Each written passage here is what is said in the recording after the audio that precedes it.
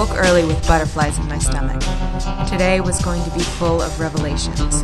I was going to discover something new about Larry Hayes, and I was going to learn something new about myself. I wasn't sure of which I was more scared. I took myself down to the pier at Fisherman's Wharf. It felt like you really couldn't teach an old dog new tricks. Something was going to go down, and it would be in broad daylight under a cloak of San Francisco's passing trade. I hurried along the quayside, checking all the moored boats and the neighboring wharfs. There was an eerie calm, and it unsettled me even more. All these boats and their dense web of rigging suggesting activity and industry, but there was none. It was a floating graveyard. I moved along and finally found the activity I was looking for. It was early, but the dock bookers were already out in force, closing down the smell of fish and washing away the stench of garbage. I saw signs of civilian life at the very end of the pier, but it turned out to be some homeless people creating an improvised fishing rig. I felt sad that some people had to live like this. They were literally people at the end of the world fighting for survival in a land of plenty. The noise of a spluttering van shook my reverie, and I switched my attention to a secure warehouse area.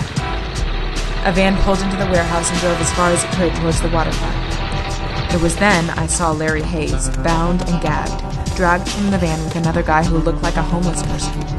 What the dreck was going on? Maybe the joke was on me. It had been a trap. A cruel charade by that twisted bitch, Jennifer Hayes. Now there's a stupid woman that needs therapy. I started to wonder who could have put her up to it. Maybe an old caller I'd put away? A fugitive I'd rounded up for a bail bondsman? I was sick to my stomach. I should have been schmoozing things over with the bank so they didn't foreclose on my sorry ass, and instead of which I was here ducking in and out of fish guts. Neither of Hayes' captors looked like the picture that Jennifer Hayes had given me. But just as I was about to call the cops, my procrastination and fear was rewarded.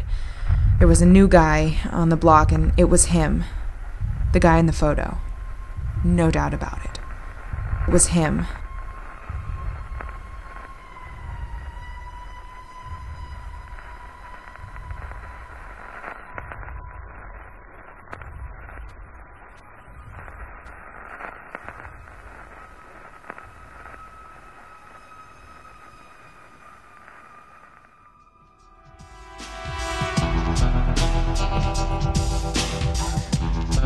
Long after the cop sirens had faded, I retreated to a place for quiet contemplation high above my beloved city.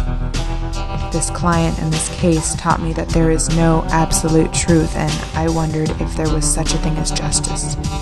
Larry Hayes is the law, but who decides what's justice? I learned today that my mortgage has been refinanced.